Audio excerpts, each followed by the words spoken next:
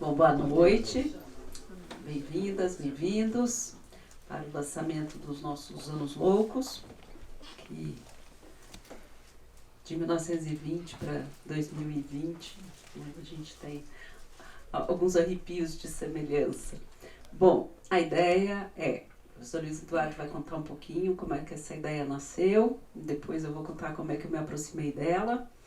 A Vera contará, que faz uma linda apresentação do livro, então suas impressões. Daniel Cooperman também, Vera Iaconelli, Daniel Cooperman também falará sobre suas impressões do livro. Para quem quiser fazer perguntas ou considerações, fiquem à vontade, não depois da rodada toda, mas inclusive ao meio, e terminaremos com brinde, autógrafos, conversas e, enfim, um encontro que é tão importante, né, e que estávamos tão carentes de. Bem, então, mais uma vez, muito obrigada. Eu passo a palavra ao Luiz Eduardo e eu entrarei costurando algumas coisas da nossa relação. Eu vou falar de pé porque eu tenho que ver vocês, senão eu não consigo... Vocês estão me ouvindo? Sim. Eu preciso do microfone? Mas tem a gravação. Ah, e agora? Tá melhor? Tá. Então, a história desse livro, como a Marta perguntou, é a seguinte. Eu li no jornal que a Biblioteca Nacional da França, cada 10 anos, faz um balanço dos livros mais publicados, dos autores que foram objeto de mais livros, os livros mais publicados. Então, eu vi um balanço que dava que nos últimos 10 anos, os autores a respeito de quem tinham havido mais biografias eram Napoleão, Luís XIV e Sigmund Freud, que em 10 anos haviam saído 100 biografias do Freud. Isso me deixou estatelado, eu fiquei curiosíssimo. Por que podia ter 100 biografias do Freud? Vejam só, existem 2 biografias do Marx, existe uma ou 2 biografias do Lenin, existe uma biografia do Mao Tse-tung. Por que 100 do Freud? Eu comecei a fazer hipóteses com colegas estatísticos.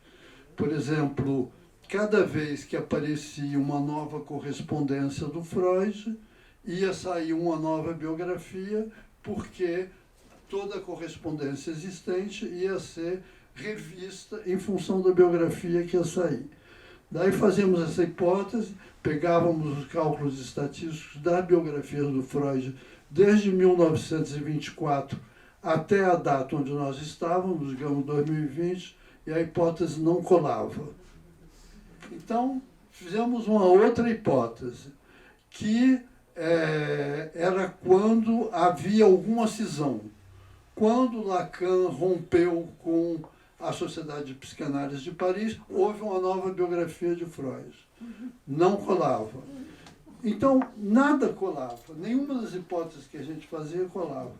Tudo se passava como se cada autor novo, quando ia se afirmando, tinha necessidade de refazer a sua biografia do Freud para dizer eu existo enquanto autor.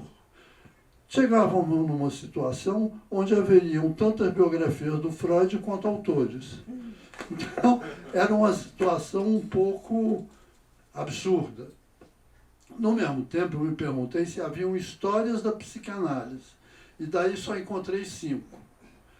Uma do Macari, uma outra do Zaretsky, uma importantíssima do Peter Gay, que é tão grande que se perde de vista, que se chama a mentalidade vitoriana, né, de Vitória a Freud. E nenhuma delas, todas elas, o Peter Gay era o melhor exemplo, ele fazia a biografia e depois acabava, ele fazia essa história monumental da psicanálise e acabava caindo numa biografia do Freud, como se o destino das histórias da psicanálise fossem se resolver em biografia do Freud. Então, eu fiquei encasquetado, não dá pé de fazer uma história da psicanálise assim. E tive vontade de fazer uma história da psicanálise que fosse descentrada do Freud e até mesmo descentrada da própria psicanálise, que fosse uma história da psicanálise obedecendo ao tempo comum de nós todos. Quer dizer, vejam bem, quando sai a interpretação dos sonhos, é no meio da Belle Époque.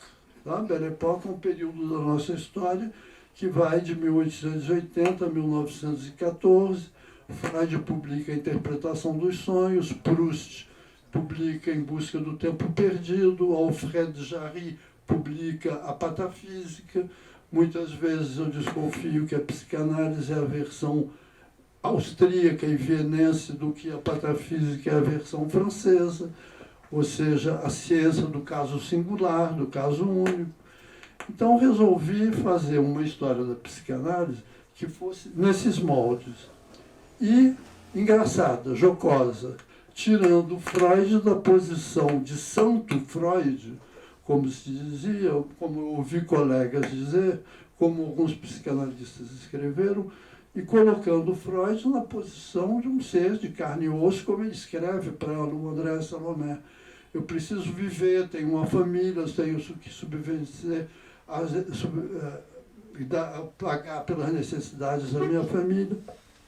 Nisso, eu conheci a Marta Raquel, que vai depois explicar para vocês, contar para vocês a participação dela, e descobri, vasculhando o web, o diário da Sophie. Então, começou, com o diário da Sophie, eu comecei a fazer um outro tipo de descoberta. A história do Fordar, que nós vamos ter ocasião de retornar a ela, nós todos conhecemos a história do bebê, do netinho do Freud, que joga o carretel dele e puxa, né, o jogo da bobina. A história do Fordar começou a aparecer de um outro jeito.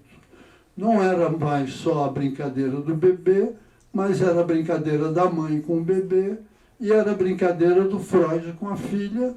Então foi adquirindo outras proporções. Como a história do Fordar está no Além do Princípio do Prazer, o próprio Além do Princípio do Prazer foi adquirindo outras proporções, porque tem uma brincadeira do Fordar, da qual o Freud não fala no Além do Princípio do Prazer, e que, a meu ver, marcou muito esse trabalho, que era a masturbação intensa e eterna da Anna Freud. A Anna Freud foi uma grande masturbadora a vida dela inteira. Que melhor brincadeira de Fordar que essa, né? Aparece, desaparece, aparece, desaparece, né? Como na minha época de internato, os garotos vai na ponta, vai no pé, faz de conta que é mulher, vai na ponta, vai no pé. Era a brincadeira do Fordar da gente na adolescência da gente. Eu encontrei esse diário e mandei esse diário para a Vera Iaconelli, perguntando a ela se ela tinha uma ideia de onde podia se colocar esse diário. E mandei um esboço da história, do que eu antevia como história da psicanálise. A Vera, com um grande gesto de amizade, imediatamente me colocou em contato com a Rejane Santos e a Autêntica entrou nisso. Daí foi virando o livro, né? Eu até agora não tinha relido esse livro. Até hoje de manhã eu não tinha relido esse livro, porque eu estava com vergonha dele, do tanto que eu atrapalhei a Autêntica. Eu ficava me metendo, mandando recado para a Rejane, dizendo tem que mudar isso, tem que mudar aquilo, isso não está bom, tem que corrigir isso. Acabei atrapalhando eles e teve alguns errinhos que eu ficava com vergonha. Mas hoje, vindo aqui, como a Marta Raquel me explicou o que ela ia fazer, eu resolvi reler. Reli também, no avião, uma biografia do Proust, onde o biógrafo escreve que os livros do Proust eram cheios de erro. E o Proust dizia, não tem a menor importância, deixa os erros, eu não vou perder tempo corrigindo, vai com os erros mesmo. Daí eu pensei, vai ver que a Autêntica está me transformando num novo Proust. Eu vou encarar essa, de deixar os erros mesmo. Então foi essa a história do livro, gente. Espero que isso divirta vocês, a leitura dele.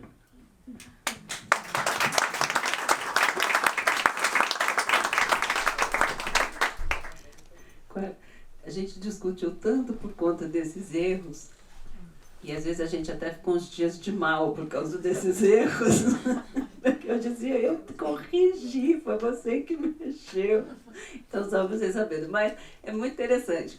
Luiz Eduardo e eu nos conhecemos num seminário sobre história da psicanálise, organizado, inclusive, no Departamento de Psicologia da Universidade de São Paulo. Ele estava online. E aí a conexão caiu e eu fiquei muito curiosa em saber o que ele não tinha falado, porque... E aí falaram assim, bom, mas se alguém quiser o texto, entrar em contato e colocar no e-mail. Eu falei, bom, professor, eu queria saber como é que termina essa história, e ele me mandou com uma condição, que eu fizesse um comentário. Quer dizer, antes de mandar, ele disse assim, eu mando contanto que você faça um comentário. Eu falei, ok. E li, reli, eu falei, bom, vou lá, né, como é que eu vou agora comentar isso, né, com honra e pompa, né, preciso fazer bonito, né, mas muito na boa, né, assim, eu venho da área de história, e aí começamos então uma correspondência, eu fiz um comentário, ele sim, gostei, mas tem isso também, e aí começamos a trocar literalmente cartas, mas daí pelo meio virtual. E quando vem a ideia do livro, nós já estávamos conversando sobre isso há um certo tempo. E aí, numa passada, né, o Eduardo morava em Paris, eu passando por lá, a gente falou assim, bom, então vamos, né, ele me convidou, assim, você segue comigo na pesquisa, em algumas edições e tudo mais. E assim foi. Então, é um livro, né, que tem um extrato, né, de uma bibliografia densa, mas também tem um extrato das cartas trocadas, né, Freud com os amigos e com os familiares, e a nossa relação para o feitio do livro foi toda feita por carta, porque de janeiro de 2020 a hoje, literalmente, nós não tínhamos mais nos encontrado. Então, toda a produção do livro foi feita em troca de cartas. Né? Então, era, né, trecho que vai, capítulo que volta, né, foto que vai, 2 fotos que não voltam, e assim sucessivamente, né, assim, muitas ideias que ele não gostava, e aí vinha assim 2 cartas. Né? Acho que dá para fazer assim, o lado B da publicação com as nossas correspondências. Então, tem essa relação, né, com a pesquisa, com as cartas, com a edição, e essa relação, né, de pensar e repensar, inclusive com uma série de perguntas que fomos nos fazendo. Né, assim, é possível uma história da psicanálise? De fato, qual é o extrato documental para se pensar a psicanálise mesmo, né, no sentido de que tem uma singularidade que é do indivíduo, como é que isso é narrado, é historicizado, e como é que isso vira essa potência, no sentido de pensar a psicanálise, né, no atravessamento social e histórico no qual ela é praticada, ela é pensada, ela é revista, enfim, ela é, por vezes, reorganizada, e assim sucessivamente. Então, eu também, relendo o livro no final de semana, ri muito, porque eu também reli muitas das cartas trocadas, né, com essas impressões. E ri no bom sentido, porque assim, metade a gente não concordou. E eu acho que isso foi o que movimentou, né, e chegamos a esses anos loucos. Então, né, um pouquinho para contar o contexto no qual da minha participação, e com essas idas e vindas, muitas pesquisas, algumas traduções, enfim, procura bibliografia. O professor Luiz Eduardo me apresentou a Pepe Web, então, né, ficamos familiarizados em buscar documento, e particularmente eu sou uma historiadora muito afeita a arquivo, então se quiser me deixar muito feliz, procura um documento. Então, eu acho que nessa relação nos demos muito bem, no sentido de encontrar um documento, de transformar esse documento numa narrativa e revisitar uma narrativa de um brasileiro, né, falando uma outra língua durante muito tempo e retomando o idioma português, né, e como é que também a gente foi constituindo essa narrativa conjuntamente. Então, essa é a relação, é o fruto, né, de cartas lidas, relidas, cartas escritas, e que aqui ficou ofertado a vocês, né, na esperança de que seja uma boa leitura. Bom, e eu passo então a Vera, por favor, que entrou, que foi, né, quem fez as apresentações primeiras e depois, generosamente, lindamente fez a apresentação E agradecemos desde sempre. Eu que agradeço, eu estou aqui de Tinder, na verdade, né? Porque eu que juntei você com a Rejane, fiquei muito feliz e muito honrada de poder fazer a apresentação. E encantadíssima com o texto, porque acho que é um momento importante no qual a gente precisa poder ter acesso aos autores que nós admiramos tanto e tirá-los de um certo lugar onipotente, mas sem jogar na lama, que é o grande risco, né? Toda idealização, quando inverte, o que não sobra nada. Então, como poder falar desse Freud sem usar desse artifício de um homem que hoje deveria, o texto dele hoje, estar em consonância com as questões de hoje, e é uma cobrança, né? Como assim o Freud é misógino, o Freud isso, Freud aquilo? Quando se passaram 100 anos e acontecimentos que, inclusive, ele nem estava aqui na Segunda Guerra Mundial, para a gente ter uma ideia, que nos atravessaram e que a gente não pode imaginar que ele estaria com as mesmas questões que a gente tem hoje, mas ele nos deu a ferramenta para encarar essas questões de hoje. Então, acho que a gente tem vivido muito uma cobrança desmedida dos autores, não levando em consideração o contexto, a época nas quais as coisas aconteceram. E eu faço nessa apresentação uma certa comparação com a descoberta da radioatividade, né, que é contemporânea, inclusive, do Freud, né, Marie Curie, e todo mundo que descobrindo a radioatividade, lidando, morreu em função disso. Então, eu acho que é uma boa comparação com esse momento inicial da psicanálise, na qual estava se descobrindo ferramentas de acesso ao inconsciente e que não é sem um custo psíquico e não é sem efeitos colaterais quando ela é aplicada de um jeito absolutamente selvagem, né? O Freud analisou a Ana Freud sistematicamente, obsessivamente, de uma forma violenta, eu diria. Isso tem efeitos, mas isso faz parte de um momento no qual, além da neurose do Freud, óbvio, né, e da questão obsessiva dele em relação aos filhos, isso faz parte também de um momento onde estava se descobrindo essa ferramenta e na qual toda a questão da transferência estava ainda sendo formulada, né? Lembrando que o Freud é o analista que nunca foi analisado, né? Ele nunca foi analisado, porque a relação que ele teve com o Fliess foi, de uma certa forma, unilateral, e logo o Fliess cai em desgraça, né? Como suposto analista dele, porque, na verdade, nunca pôde exercer esse papel que não lhe cabia. Então, eu acho que é um bom alerta para a gente pensar o tamanho da ferramenta que a gente tem, a época em que ela foi colocada, como se nós hoje, 100 anos depois, estamos à altura do seu uso, estamos sabendo usá-la hoje, ou continuamos fazendo uma psicanálise selvagem, e desmistificá-lo humanizando. E com isso, eu acho que isso aqui para os alunos, inclusive, é tão importante, né, quando a gente está ainda naquele momento de achar, né, que para seguir com a psicanálise tem que estar numa certa iluminação budista, como se o fim da análise fosse né, você passa de Pokémon evoluído, de Pikachu para Pichu, não sei o que acontece. Eu acho que essa iconoclastia é muito bem-vinda, agora porque ela é respeitosa, ela é muito bem embasada, e a gente percebe no texto, Luiz, a tua paixão pelo Freud. Assim, não tem jeito, você bate, mas você assopra, o negócio é passional mesmo. E quem trabalhou com você percebe essa paixão, né? Tanto tudo que foi contado aqui, né, dessa tua insistência, né? Eu acho que fala de uma paixão muito honesta com o Freud e seus seguidores, né? Então, basicamente, eu tive o privilégio de poder discorrer longamente sobre o que eu achei do livro nessa apresentação. Então, quem quiser saber mais sobre o que eu pensei do livro, está colocado ali, está marcado para sempre. E passo a palavra para o Daniel.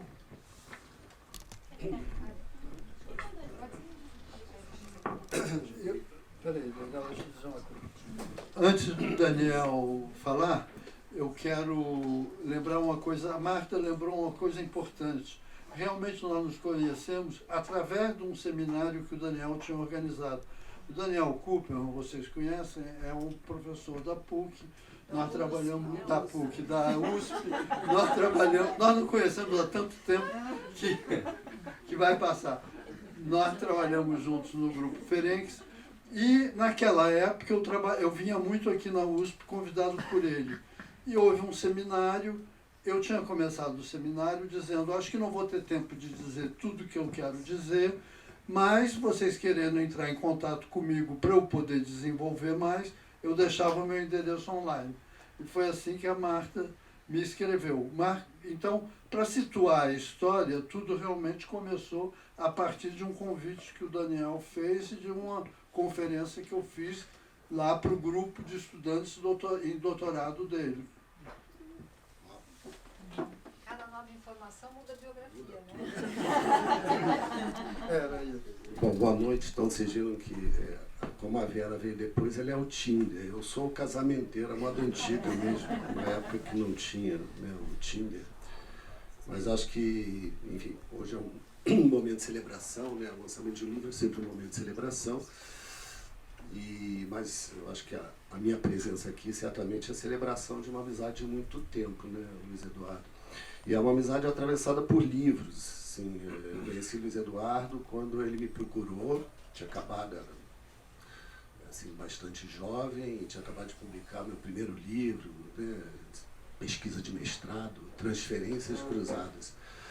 E ele entra em contato, e eu descobri uma coisa curiosa naquele momento, né, que foi um livro que afetou a geração anterior, né, de psicanalistas e depois as gerações seguintes, né? E a minha geração ignorou totalmente. Eu ainda tive que ouvir, que em parte é verdade, que o livro era um sintoma meu, né? Que é Transferências Cruzadas, uma história da psicanálise e de suas instituições, né?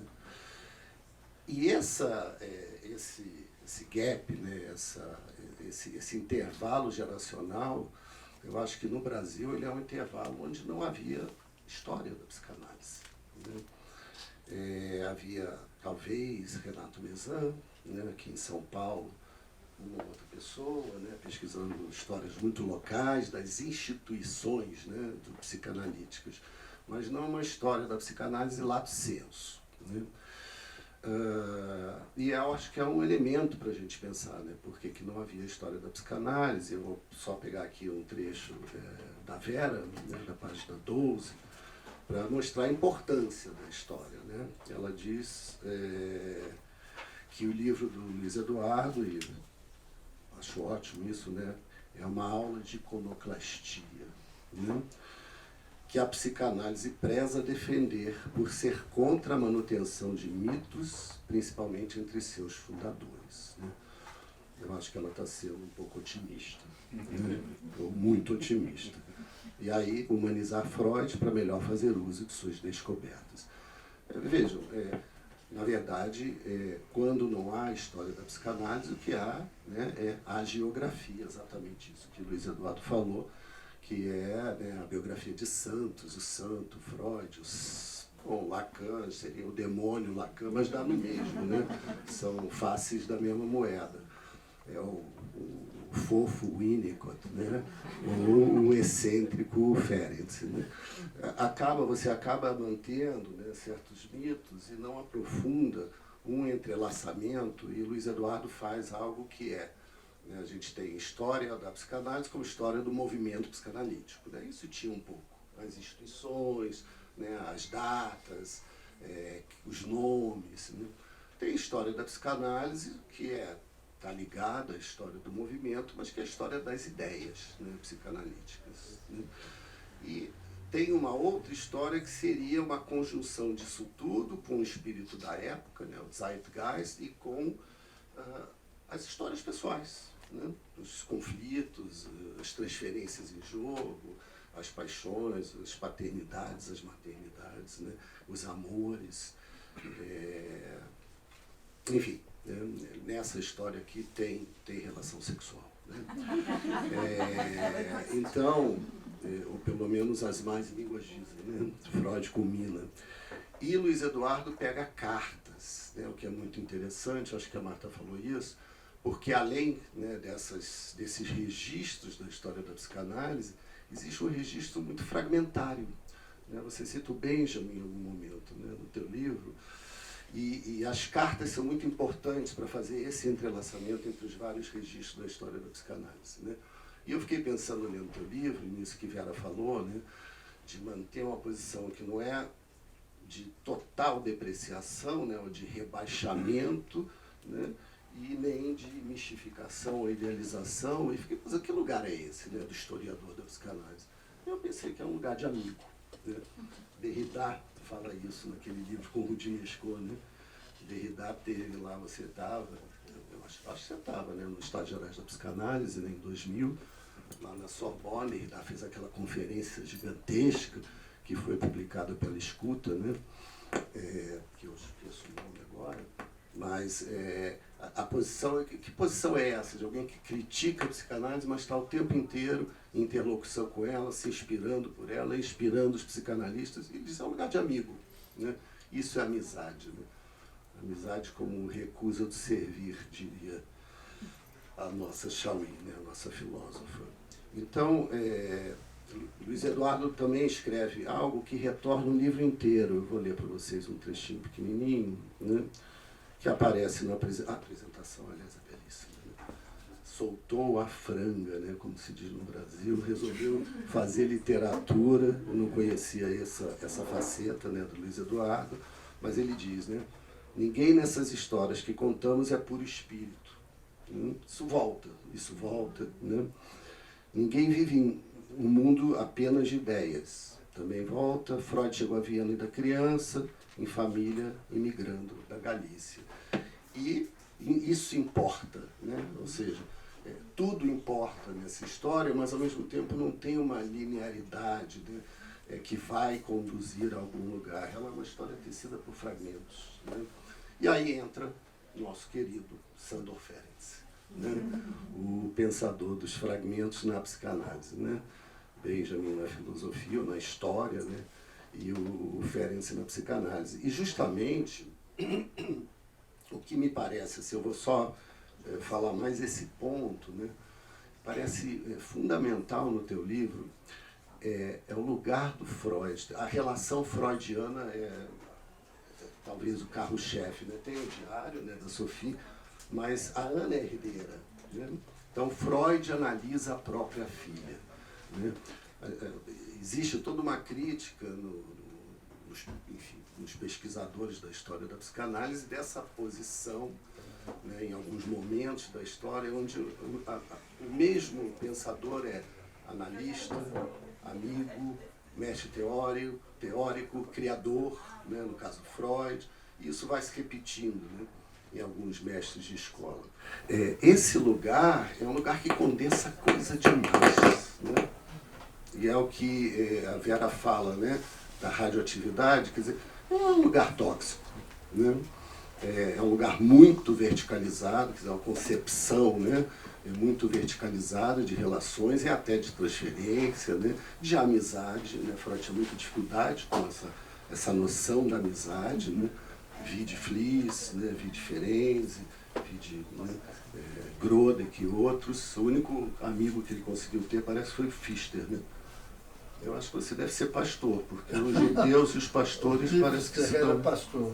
Ele era pastor, exatamente. Foi a única amizade que o Freud não rompeu, assim, muito fortemente. Né? Mas a ideia da amizade, né, que um dizia, você recusa a amizade. Né? E isso reaparece nos discípulos.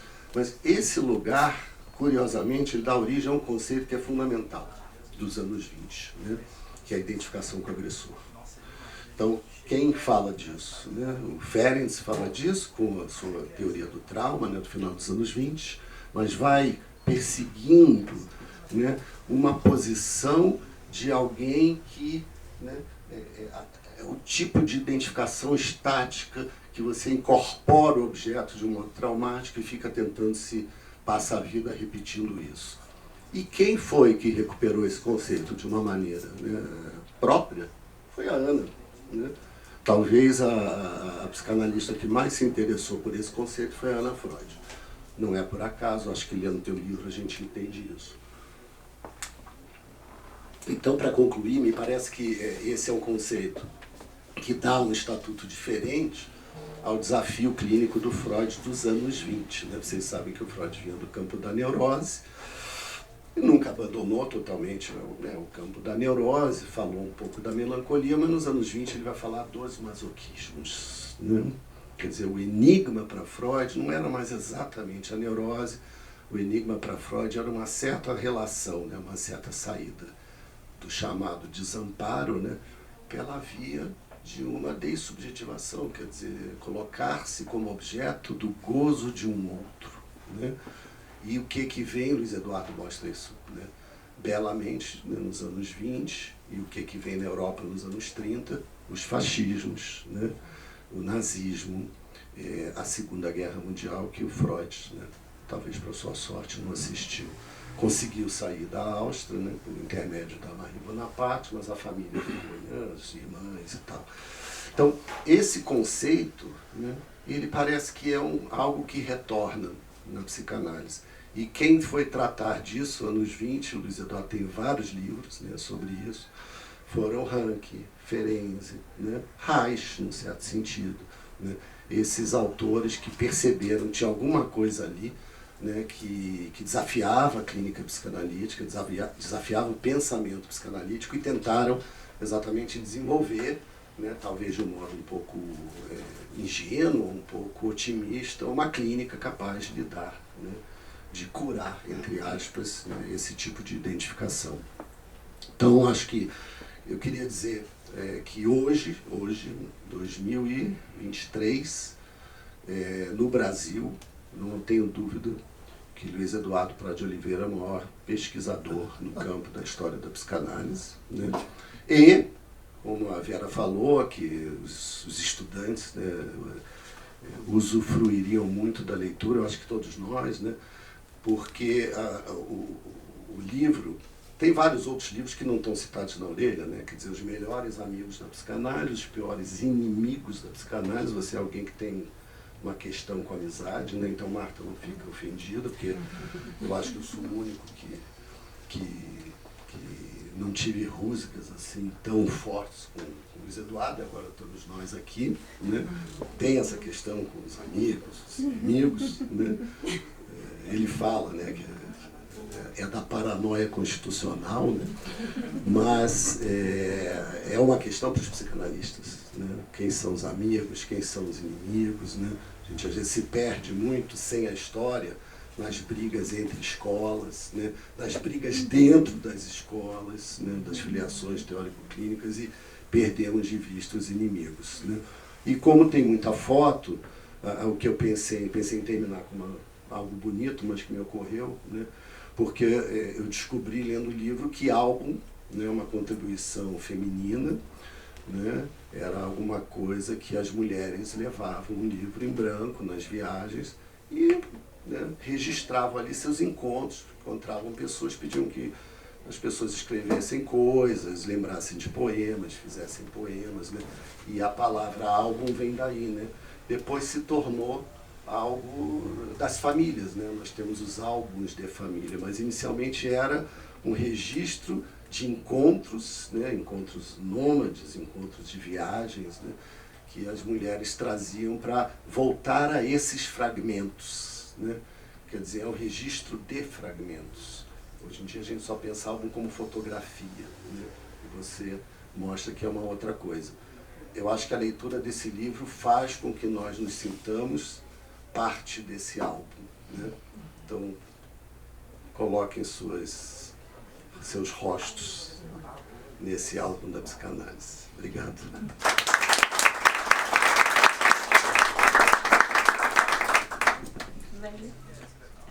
Bom. Bom, não sei se alguém gostaria de fazer algum comentário, alguma pergunta, por favor. Eu gostaria. O microfone, Milton.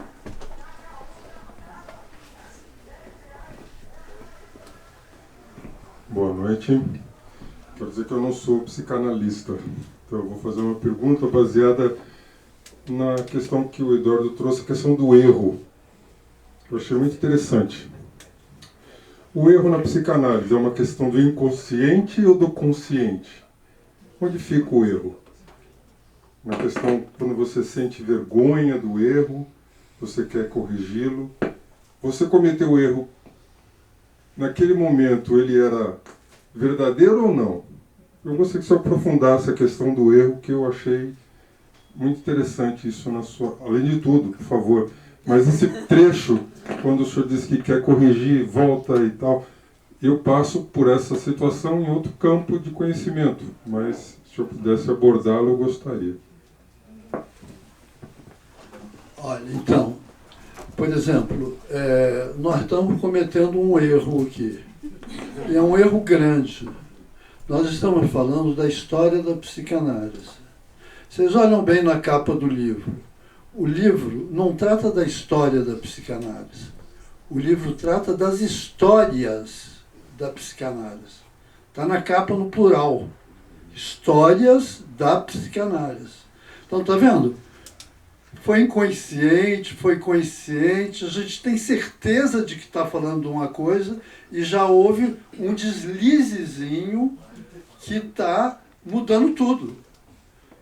Eu pensei nisso por causa do seguinte, eu acabei o livro e disse que tem um erro gigantesco nesse livro. Como que eu não falo do casal Strachey, do James e da Alice Strachey? Nesses mesmos anos 20, 23, estava desembarcando em Viena James e Alex Strachey, um casal inglês, que estavam indo fazer análise com Freud, ambos, tá? Do mesmo jeito que em 25 o Freud vai analisar a filha e a namorada e a amiga da filha, em 20 ele já estava analisando o marido e a mulher. Mas não só analisando. Na terceira ou quarta sessão, ele pergunta, vocês não querem começar a traduzir um artigo meu? E dá um artigo para um e um artigo para outra. Então, ambos são um casal de pacientes do Freud e tradutores do Freud. Imagina falar isso. Tá? Então, eu não falei neles.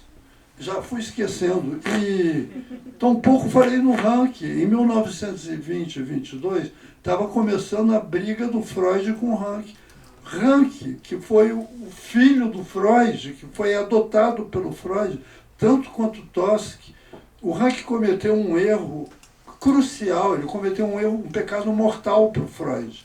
Ele disse para o Freud, olha, essa interpretação que você deu do Homem dos Lobos está errada. Você não podia ter dado essa interpretação para ele.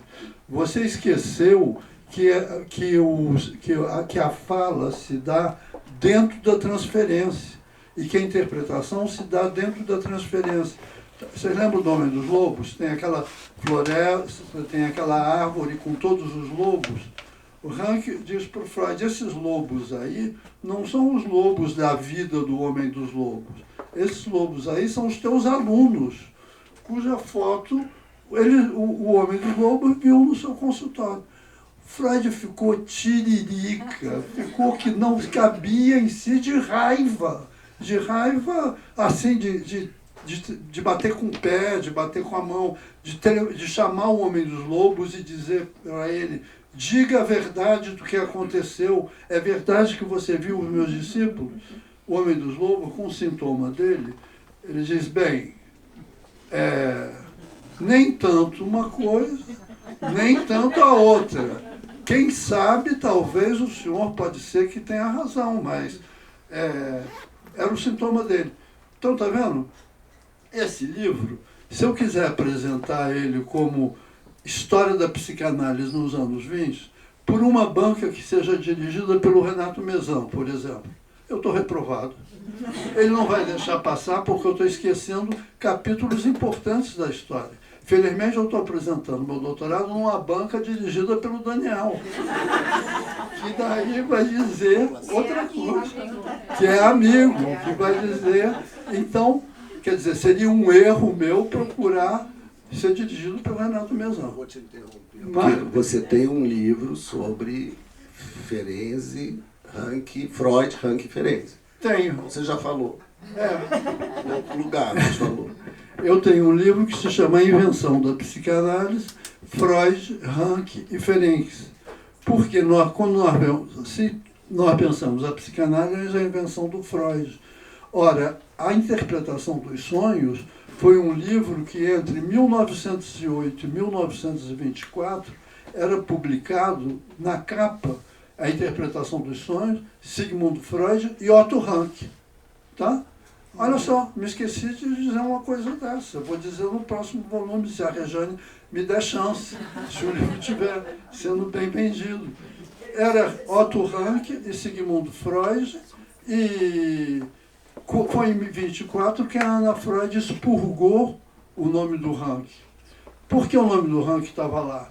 Porque tudo que era psicanálise de conto, psicanálise de lenda, psicanálise de tradições populares, era o Rank, não era o Freud. Tá? Daria um livro à parte. Então, veja só, está cheio de erros esse livro. Não sei se tem erros inconscientes, como você colocou essa palavra, e tem outros que foram, não diria, deliberados. Tá? Nesse sentido, não houve erro deliberado. Eu tentei fazer o que eu pude de melhor. Esse livro deve muita coisa ao Godard. Tá? Eu tentei encher o saco da Rejane para que o livro se chamasse História abre parênteses, um S entre parênteses, da psicanálise. Histórias da psicanálise. O livro ia se chamar História Marginal da Psicanálise. Por que marginal? Porque eu estou me baseando nessas coisas que são deixadas de lado, as cartas, né? Não se leva a carta em consideração. Foi a Rejane que chamou minha atenção. História Marginal da Psicanálise. Se você anuncia um livro desse, vai estar baixando a polícia na livraria. Quando você for publicar, você já vai estar fichado antes de sair o livro. Aí eu ponderei que era melhor mudar de título. Né? Então, o Godard ele tem um filme que dura 6 horas, que se chama História do Cinema. Aparece na tela História do Cinema. E aparece história no singular e histórias no plural. História no singular e histórias no plural. Vocês veem as 2 primeiras páginas do livro, tem uma pequena reflexão sobre o que é obras completas. Qual é o estatuto das obras completas? Porque nós pegamos a Standard Edition, ou pegamos algumas outras editoras, tem obras completas do Freud, tem todos os textos teóricos dele. Mas não era assim que aparecia na realidade. Tá?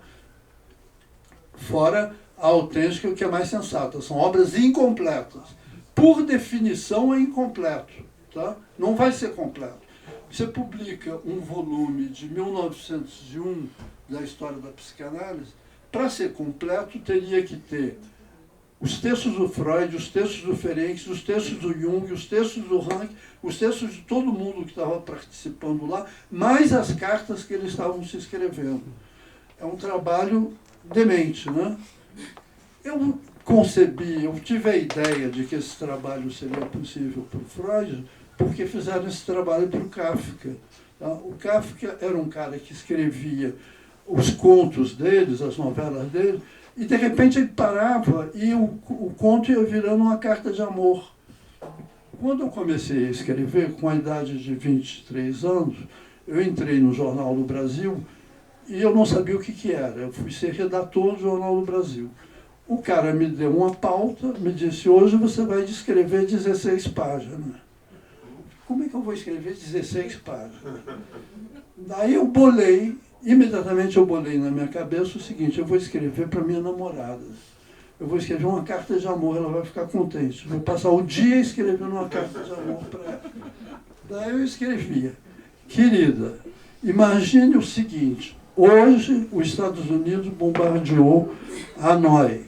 Imagina a catástrofe que dá. Você imagina que eu cheguei no jornal pensando em você, e o redator-chefe me disse para escrever isso. E eu ia escrevendo a minha carta de amor e contando o que estava acontecendo na pauta. Tá? Eu estava achando que eu inventei muita coisa. Hoje, lendo Proust, o cara conta que o Proust fazia isso. Que o Proust escreveu Em Busca do Tempo Perdido, conversando com a mãe. Então, a gente vai fazendo uma coisa, achando que está inovando, achando que é o rei da cocada preta, que é o galo do galinheiro, e aquilo já está conhecido há tempos, já se sabe há tempos. Então, eu resolvi que, ainda bem que a Rejane me salvou do histórias, e ficou no plural. Então eu estou protegido de todos os erros, inconscientes e conscientes. Espero ter respondido a sua pergunta.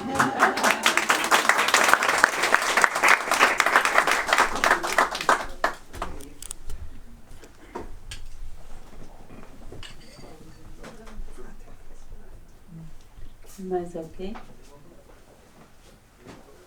Adoro fazer isso, né? Pergunta.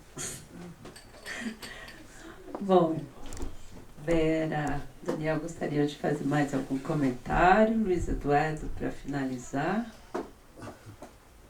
Não, muito obrigado, falei bastante. Bom, então, agradecemos e convidamos vocês agora para um brinde, né? Abraços, para quem quiser também, autógrafos, autografou, e Rejane gostaria de falar alguma coisa mais? Tá tudo bem? Então, Oi? Não, Então, mais uma vez, muito obrigada e celebremos esse encontro e, enfim, conversamos agora sem o microfone, de pé, um pouquinho mais à vontade. Obrigada.